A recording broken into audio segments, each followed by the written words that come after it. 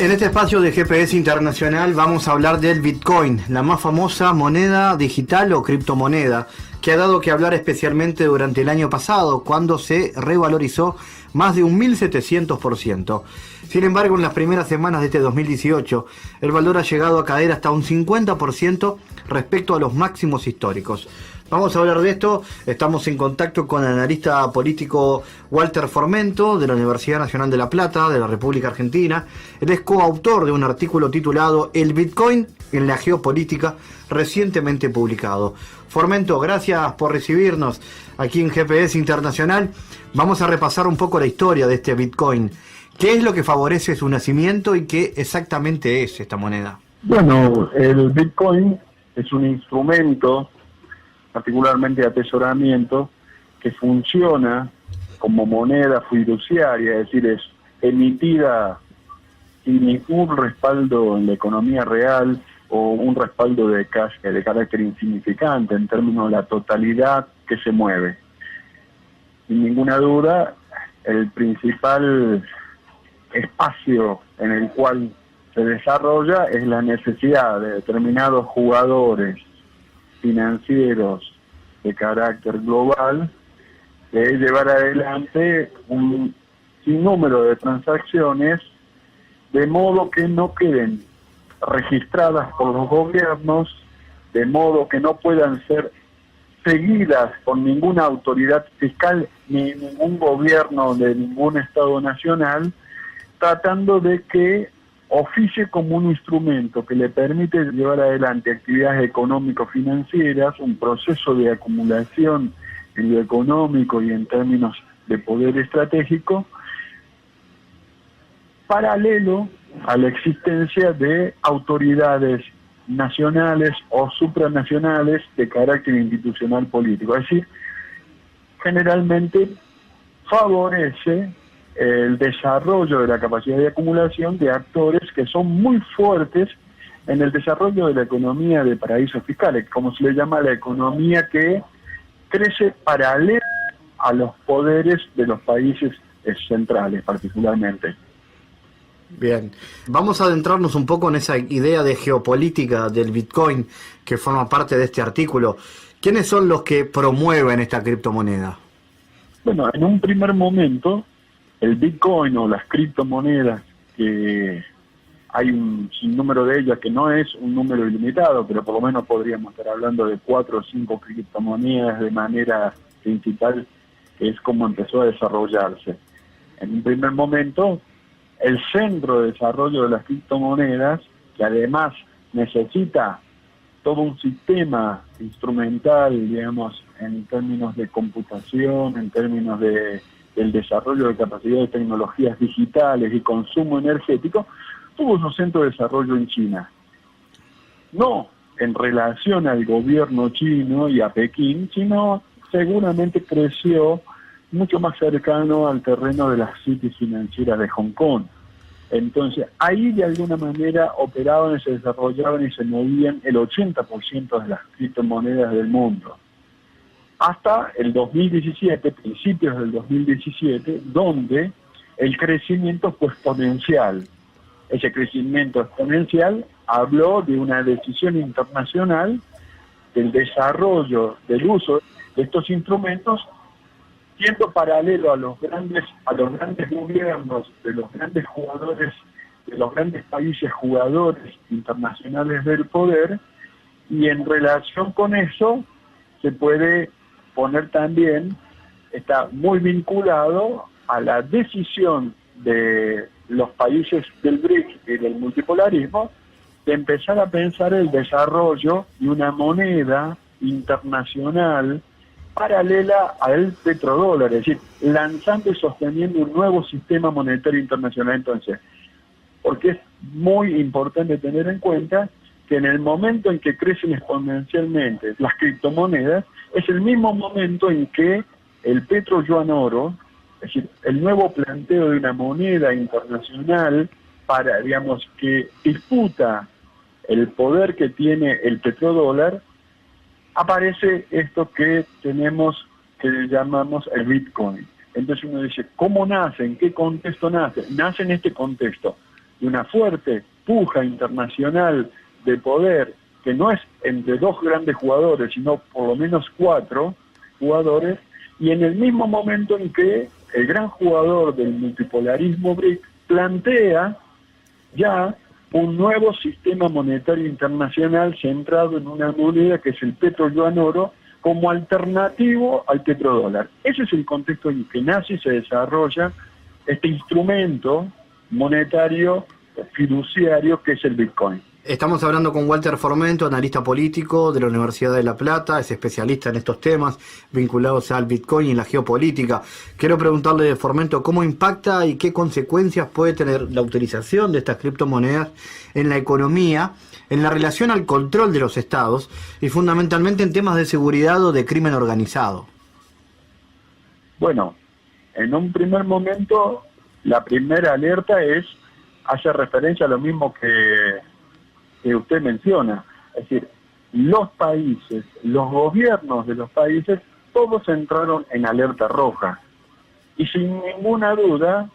uno de los primeros plantea la relación con el crimen organizado, pero particularmente sabiendo que el crimen organizado mueve un 3% del dinero mundial de paraísos fiscales o no registrados por los gobiernos, pero que ese 3% es parte de un 97%, que sí forma parte de la ilusión y la evasión de ganancias y de tributaciones que normalmente deberían hacer las grandes transnacionales. Por lo tanto, claro que se empezó a observar primero el crimen organizado y luego se puso el centro de gravedad en las grandes transnacionales, globales y multinacionales. En ese sentido, el Bitcoin fue inmediatamente supervisado particularmente por los gobiernos de los grandes países que forman parte del multipolarismo, así China, Rusia, la India, así, los grandes países que están jugando lo que se llama en la gran geopolítica, en la disputa acerca de cuál va a ser la moneda que organice el sistema monetario internacional. Entonces,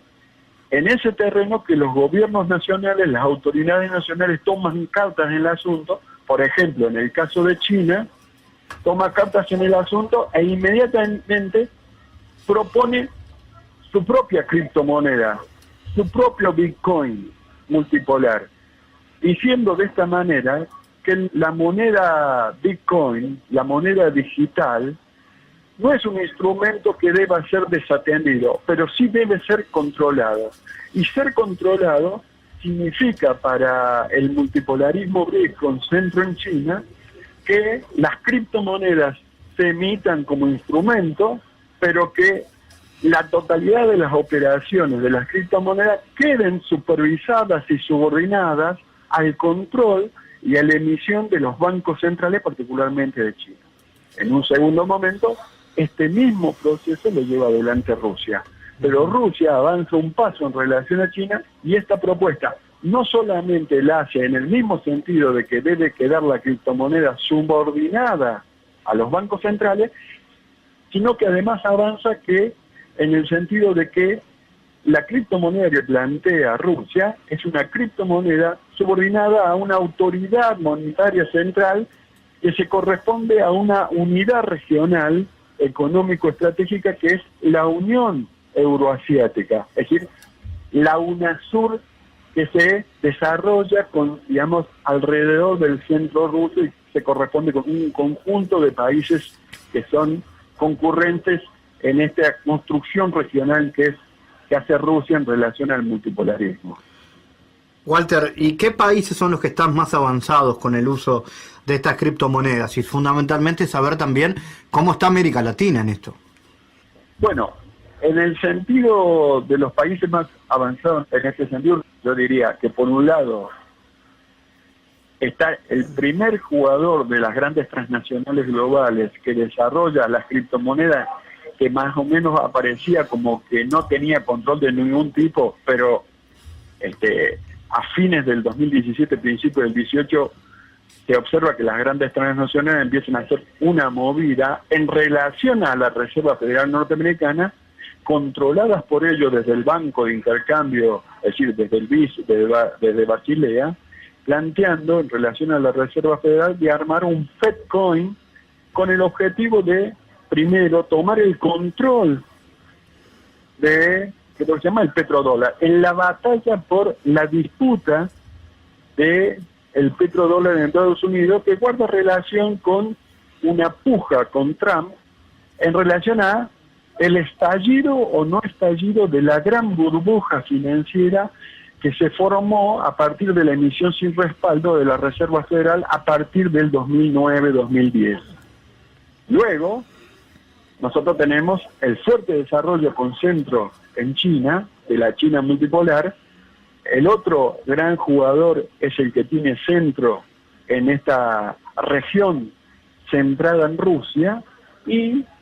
viniéndonos hacia América Latina, Latinoamérica, el UNASUR, el gran jugador que avanza con decisión es Venezuela, con lo que se llama el petro, es decir, una criptomoneda respaldada por las más grandes reservas de petróleo y gas del mundo, que es la cuenca del Orinoco. Entonces,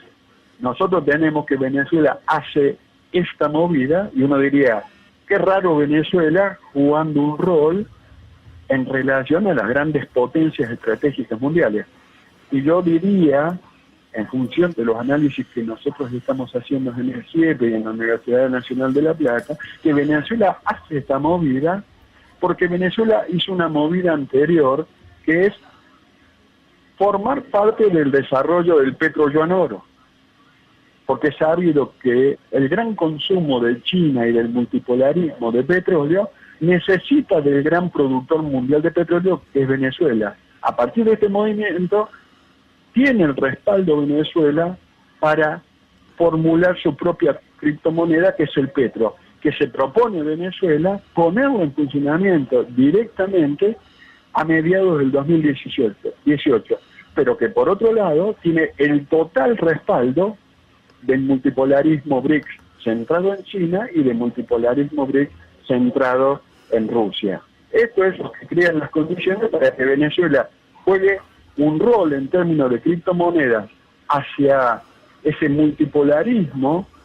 que empieza a inclinar la cancha en términos de la economía mundial, y a partir de ahí tener un rol central en ese impacto que puede ser el UNASUR, en el modo en que quedó funcionando, en la relación CELAC-China, y por otro lado es lo que crea las condiciones para este casi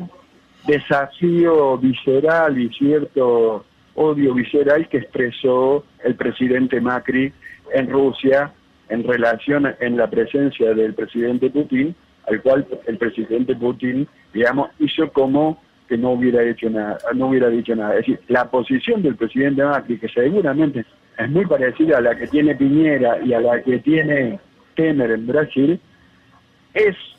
una reacción frente a cierta capacidad y cierta independencia para jugar en las grandes ligas que tiene Venezuela como parte de esta patria grande que significaba el desafío de la construcción de la UNASUR y la CELAC. Walter Formento, especialista de la Universidad Nacional de La Plata, hemos conocido contigo lo que se refiere al Bitcoin en la geopolítica. Gracias por este contacto. Un gran abrazo para ustedes.